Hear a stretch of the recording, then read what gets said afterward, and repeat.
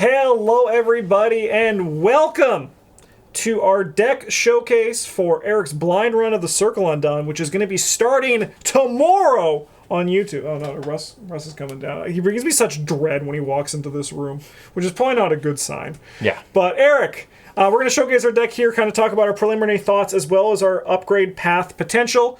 Eric, I have your investigator ready to go. Why don't you talk through it? And who are you playing? Well, first off, I am playing William Yorick because I'm very, very excited to get to be the graveyard deck I've always wanted to be an MTG and never successfully pulled off. And I'm also specifically excited because I got Unspeakable Oath Bloodthirst, which caused me to decide what I wanted to tech into later, which I'll get to in a little bit, but just remember that I've got a Bloodthirst that's going to come up. So for Yorick, I did take some advice from Justin, but also just kind of looked into trying to make Yorick as fast and as consistent as possible, because I'm very excited to start exploring mechanics in this game that are about forcing card draw and forcing repeated actions and patterns. Like, I want to try and loop as much as possible. So to start, I chose Short Supply. So that's going to start me the game with 10 cards in my discard, which I thought was just absolutely solid.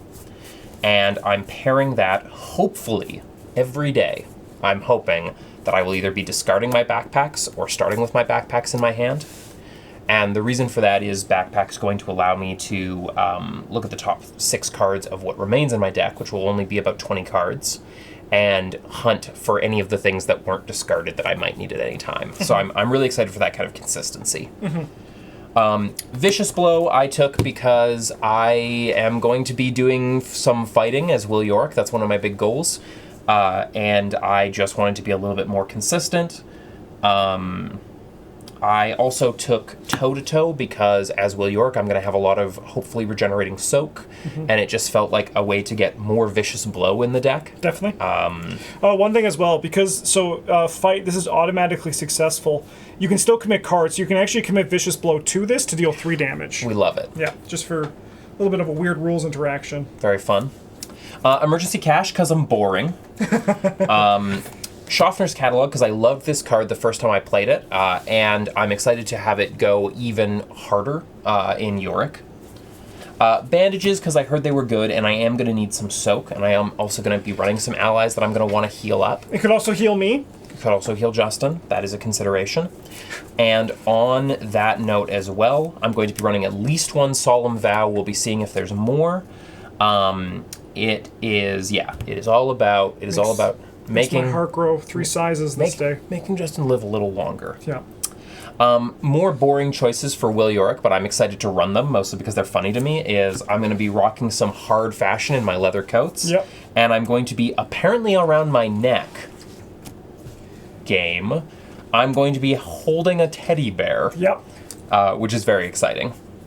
My weapon choices for Will Yorick are all based around trying to throw stuff away as much as possible, so I'm rocking 2 knives, mostly for the discard knife effect. Bryn would be very happy. Bryn loves knife and Will Yorick. I'm digging it as well, and I'm also running baseball bat, mostly because it also has a potential trigger to discard, which I'm really enjoying. I'm running 2 enchanted blades. I'm not super excited about them yet, but they seem relatively strong and consistent, plus I can throw them away if I need to and then repower them, potentially, so we'll see how I feel about them. This is the point that I'm most excited about. I am running 1 machete, but the plan is to switch it for the blade of... The Hungering Blade. The Hungering Blade. So with the Bloodthirst, I think that's really fun. I like the idea of running a risky deck that might lose me experience, potentially. But I love the idea of the Hungering Blade, just as a concept. I think it's really fun. I like the way that it boosts damage, and I'm excited to just be like...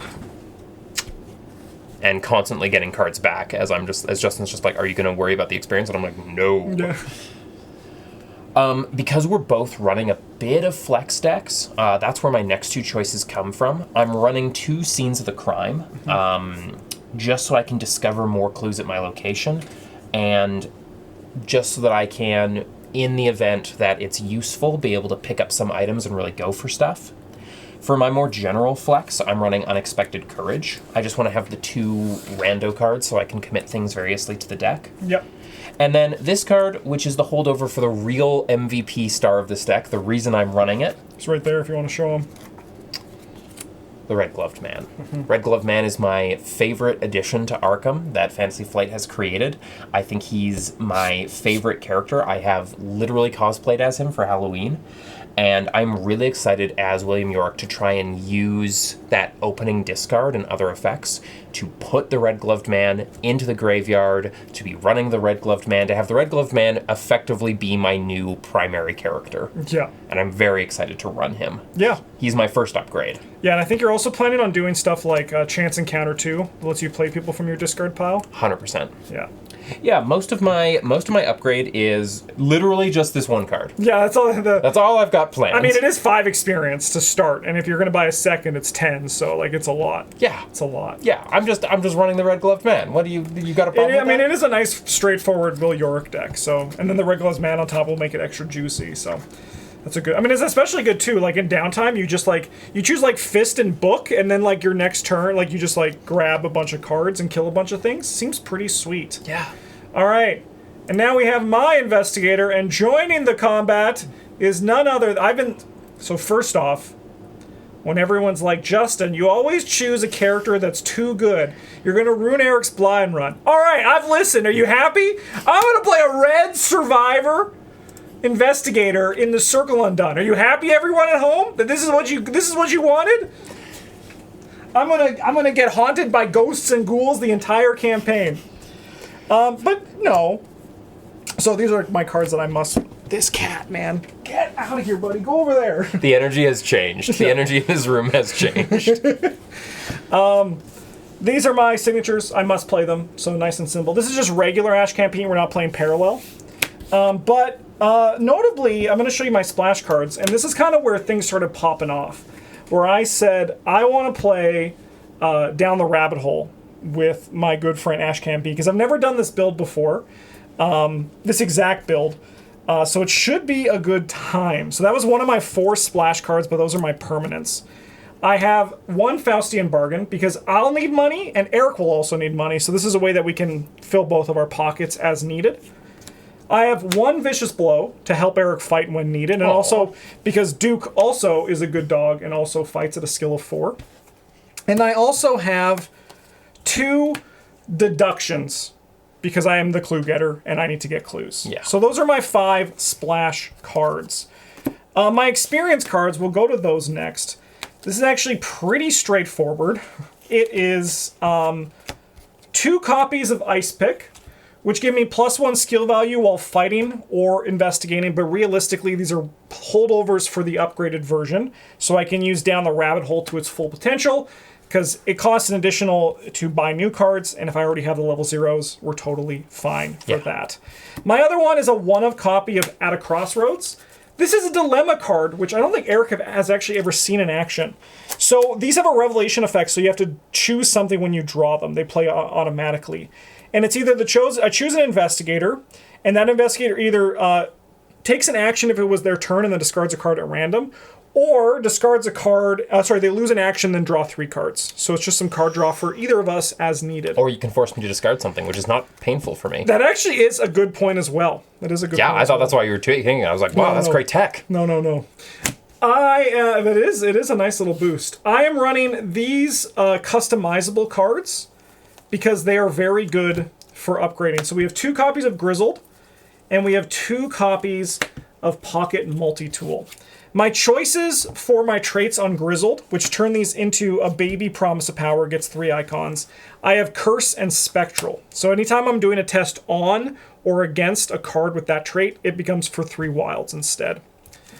Weird that you're so scared of ghosts. It's so weird. I don't know what's coming. I literally don't. And then I have this Pocket Multi-Tool because I'm basically building my Never Fail Ashcan Pete deck, which is one of my favorite decks to play because it never fails. All right. I have a bunch of 1-ofs that I want to cover, and I'm going to start with my 1-of that is not going to get upgraded, and that's Track Shoes. Running these as a 1-of, I get +3 foot, and after I move, I can test foot 3. This is here because 4 foot's good. Also allows me to deal with enemies, and because we're playing Taboo, I gotta be a little bit cheeky, and you'll all understand when we get there, and everyone can, once again get mad at me in the comments, but don't worry. I'm so excited for this. My other two one-ofs are... I read all the comments, by the way. I enjoy it so much. My other two comments are Unexpected Courage and Dig Deep. These are both here because they upgrade as part of my plan. So I'm going to get into the level 4 version of Dig Deep pretty soon as the campaign goes. Love it. All right. We got Resourceful. Just a really good survivor card. Allows me to recur some things. Like, for example, my Luckies, which I will eventually upgrade into Lucky 3s because that card is just bonkers, and it really helps me on my Never Fail plan, which we're going to be doing.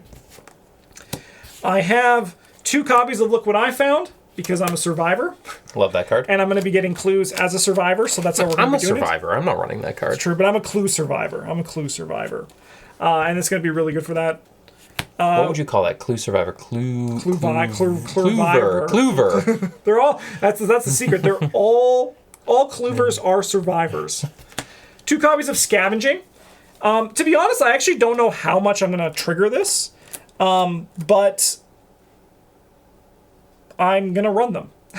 Yeah. And I don't need to trigger them too much, but if I trigger them just a few times, then that's kind of happy times. Yeah. Those also going with the ice picks, but also the old key rings to keep things, fresh, and because I am a clue deck. So I need to be able to get clues outside of Duke. I have 2 copies. This was a little bit of a last minute pivot. I was making a lot of changes to this deck, but I put in 2 copies of Rabbit's Foot to actually upgrade into their experienced versions, which I've never played because the card's not that great.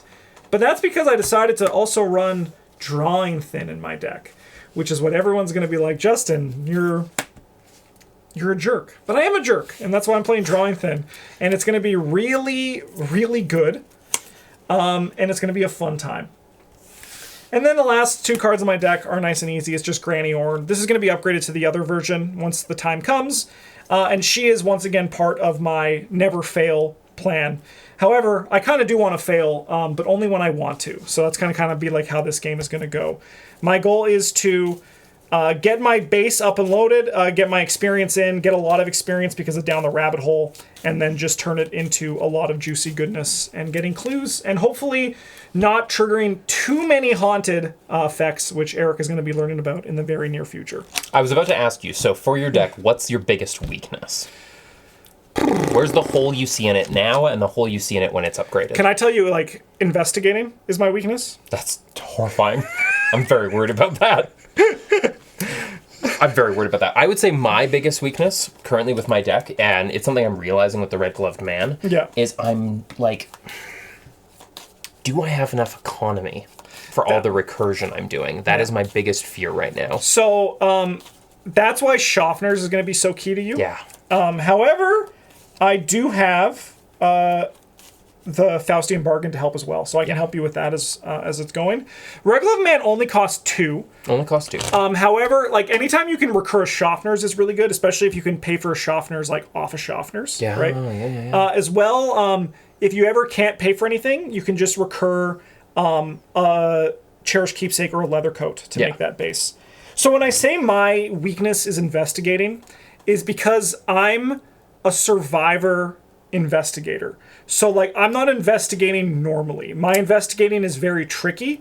However, I can tell you the mechanic now. There's a mechanic in Circle Undone called Haunted, which is if you fail an investigation on a haunted location, its effect triggers. So it actually is gonna be the hard part of my deck, is dealing with that. I love it. Yeah, but I think I'm gonna have a lot of fun playing this deck. This is my favorite style of deck to play. Everything you've seen so far, my Mark deck, I don't know, my Skids deck was kind of my style too, but you haven't actually seen me play a nitty-gritty survivor, which is my favorite type of Arkham to play. So in theory, I should crush it. In theory, this is my wheelhouse. But theory and practice, they're 2 different things. So tomorrow, we got the first episode of the Blind Circle Undone campaign coming your way. Don't make me play Forgotten Age again. Too bad. That's my joke against you. I mean, you'd actually probably be pretty good at it. Will York has a lot of soak. Plus, I know not to hurt Yig. Yeah. Thanks for watching, everybody. We'll see you tomorrow. for Disappearance at the Twilight Estate. We'll see you all then. Have a good one. And as always, a GG's.